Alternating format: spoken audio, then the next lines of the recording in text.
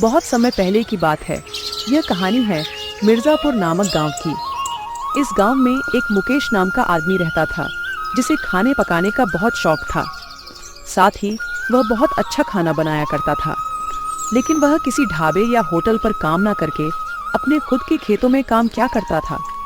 पूरे दिन मेहनत करने के बाद भी वो अपनी बीबी और बच्चे का खर्चा नहीं निकाल पाता था। तभी उसकी बीबी सोनम एक दिन उससे बोलती है, अगर यही हालत रहे हमारे तो घर कैसे चलेगा। तुम दिन भर में 200-300 रुपए कमा पाते हो। अब तुम ही बताओ कि इन 200-300 रुपए में क्या क्या करे। इतने पैसे में कुछ भी नहीं हो पाता है। ना तो घर में कुछ सामान है, ना बच्चों की स्कूल की फीस जमा है। मैं अब इस गरीबी से परेशान आ चुकी हूँ। तुम परेशान मत हो। मैंने सोचा था कि मैं थोड़े पैसे जोड़कर एक होटल खोलूंगा, लेकिन जोड़ने की तो दूर की बात, जितने पैसे मैं कमा रहा हूं उतने पैसों में घर का खर्च भी नहीं निकल पा रहा है। इसलिए मैं सोचा रहा हूं कि किसी होटल में खाना बनाने का काम कर लूं। यूं ही कुछ दिन गुजर जाते हैं। मुकेश के पास वाले गांव में एक शादी होती है, लेकिन जिनके घर शादी थी उनको कोई अच्छा बावर्ची नहीं मिल पा रहा था। फिर वो अपने एक नौकर को बुलाकर कहता है, सुनो रमेश, तुम्हारी नजर में कोई अच्छा सा बावर्ची है जो खाना बनाने में दूर दूर तक प्रसिद्ध हो। तुम्हें तो पता ही है, कुछ दिनों में मेरी बेटी की शादी है और मुझे कोई भी अच्छा खाना बनाने वाला नहीं मिल रहा है। साहब जी, हमारे गांव में मुकेश बावर्ची रहता है जो बहुत ही लजीज खाना बनाता है। जो भी उसके हाथ का खाना खाता है उसकी तारीफ करते नहीं थकता है।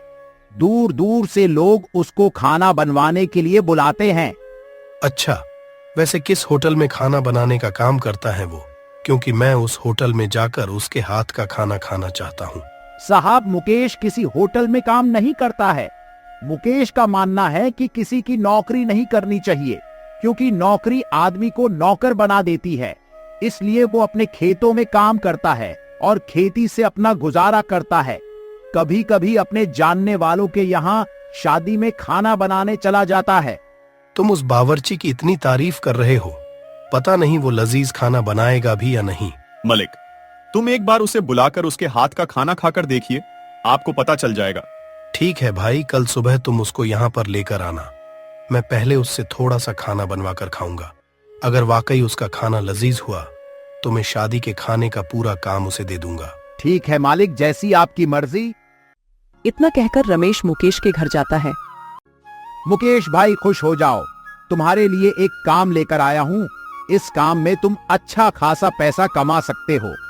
अच्छा रमेश भैया, कैसा काम है, जरा बताओ तो सही।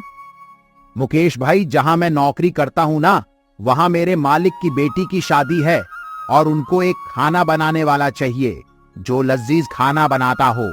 तो मैंने तुम्हारा नाम बता दिया कि हमारे गांव में मुकेश भाई जैसा खाना कोई बना नहीं सकता।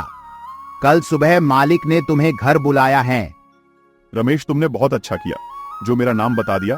इस वक्त मुझे पैसे की बहुत जरूरत है, मैं कल तैयार रहूंगा। अगले दिन सुबह रमेश मुकेश को अपने मालिक के घर लेकर जाता है। घर पहुंचते ही मुकेश कहता है, नमस्ते मालिक, मेरा नाम मुकेश है। रमेश ने बताया था कि कल आपकी बेटी की शादी है, जिसके लिए तुम्हें एक खाना बनाने वाले की जरूरत है। तो बताइए कौन कौन सा खाना बनाना है। अच्छा, तो तुम्हारा नाम है मुकेश। रमेश तुम्हारी बहुत तारीफ कर रहा था, कह रहा था कि तुम्हारे हाथ का बना हुआ खाना दूर दूर तक प्रसिद्ध है। गांव के लोगों को तुम्हारे हाथ का खाना बहुत पसंद आता है। तो बताओ, तुम्हें कल शाम तक 200 लोगों का खाना बनाना है। बताओ, बना लोगे या नहीं? सोच समझ कर बताना, और कोई गड़बड़ी नहीं होनी चाहिए। इसमें सोचना क्या साहब, मैं बना लूंगा। आप बस ये बता दीजिए कि क्या क्या बनाना है। देखिए, लड़के के घर वालों को शाही पनीर बहुत पसंद है, इसलिए वो तो जरूर बनाना है। और बाकी छोले चावल, पानी पूरी, आलू टिक्की, दही बल्ले और एक दो चीज मीठे में बना देना, लेकिन खाना एकदम लजीज होना चाहिए। मालिक, आप उसकी चिंता मत करो, खाना बहुत ही लजीज बनाऊंगा। आपको शिकायत का मौका नहीं मिलेगा। आप खाने का सामान मंगवा लो, मैं कल सवेरे सवेरे आऊंगा। ठीक है, जल्दी आ जाना, कभी घर पर ही दोपहर कर दो। मुकेश अपने घर जाता है और अपनी बीबी को सारी बात बताता है कि उसे बहुत बड़े आदमी के यहाँ खाना बनाने का काम मिला है। मुकेश की बीबी मुकेश से कहती है, जी देखिए, आपको बहुत बड़ा काम मिला है, इसलिए मैं सोच रही हूँ कि मैं भी आपके साथ चलूंगी और खाना बनाने में आपकी मदद करूंगी। इससे आपका काम और जल्दी हो जाएगा और आपको भी इतनी मेहनत नहीं करनी पड़ेगी। तुम ठीक कह रही हो। वैसे भी तुम अकेली रहती हो, मेरे साथ चलोगी तो तुम्हारा मन भी लग जाएगा। तुम मुझे कल सुबह जल्दी उठा देना और तुम भी तैयार रहना, हमें सवेरे सवेरे निकलना है। अगली सुबह दोनों पति पत्नी सवेरे सवेरे मालिक के घर पहुंच जाते हैं और मालिक उनसे कहता है, अरे मुकेश, तुम तो वक्त से पहले ही आ गए। वादे के बहुत पक्के हो। ये महिला कौन है? मालिक, ये मेरी पत्नी है। ये भी मेरी काम में मदद करने आई है। दोनों करेंगे तो काम जल्दी हो जाएगा। ये तुमने बहुत अच्छा किया मुकेश, जो तुम अपनी पत्नी को साथ ले आए। मैंने खाना बनाने का सामान मांगा दिया है। तुम जल्दी अपना काम शुरू कर दो। चलो मैं तुम्हें सामान दिखा देता हूँ। मालिक उनको एक बड़े से हॉल में लेकर जाता है, जहाँ बड़े बड़े चूल्हे रखे थे और खाना बनाने का सारा सामान भी मौजूद था। दोनों पति पत्नी जल्दी से खाना बनाना शुरू करते हैं। शाम होने से पहले वह दोनों सारे पकवान बना देते हैं और मुकेश शाही पनीर बनाता है। शाही पनीर जिसकी खुशबू मालिक को अपनी ओर खींच लाई और मालिक कहता है, अरे वाह मुकेश, खुशबू तो बहुत अच्छी आ रही है और शाही पनीर की तो अलग ही खुशबू आ रही। मुझे तुमसे ऐसी उम्मीद नहीं थी। रमेश जैसा मुझे बताया था, तुमने बिल्कुल वैसा ही काम किया है। सुनो, कल दोपहर आकर तुम अपने पैसे ले जाना। मुकेश और उसकी पत्नी सारा खाना बनाकर अपने घर चले जाते हैं। शादी में मेहमानों को उनके हाथ का खाना बहुत पसंद आया और सबसे ज्यादा पसंद आया शाही पनीर, जिसे हर कोई बड़े शौक से खा रहा था। अगले दिन मुकेश मालिक के घर पैसे लेने आता है। मुकेश, मैं तुम्हारा ही इंतजार कर रहा था। कितना लजीज खाना बनाया था तुमने। मेहमान तुम्हारे खाने की तारीफ करते हुए नहीं तक रहे थे।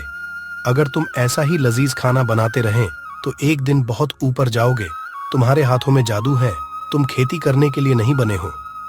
बहुत बहुत शुक्रिया मालिक, सबको खाना पसंद आया, ये जानकर मुझे बहुत खुशी हुई। ये लो मुकेश, 10,000 रुपए। मुकेश, तुम इतना लजीज खाना बनाते हो, फिर तुम अपना खुद का काम क्यों नहीं करते?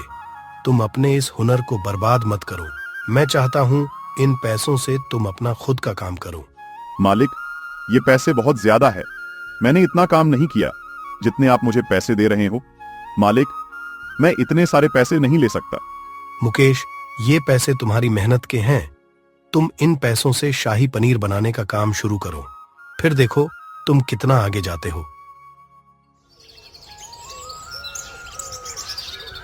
अब मुकेश शाही पनीर और चावल का एक ठेला लगाता है। शुरू में कोई भी उसके ठेले पर नहीं आता है। फिर एक दिन मुकेश के ठेले पे एक अमीर आदमी खाना खाने आता है। वो मुकेश से कहता है, अरे भाई, ये क्या, तुमने तो अपनी दुकान पर कोई बैनर नहीं लगा रखा है।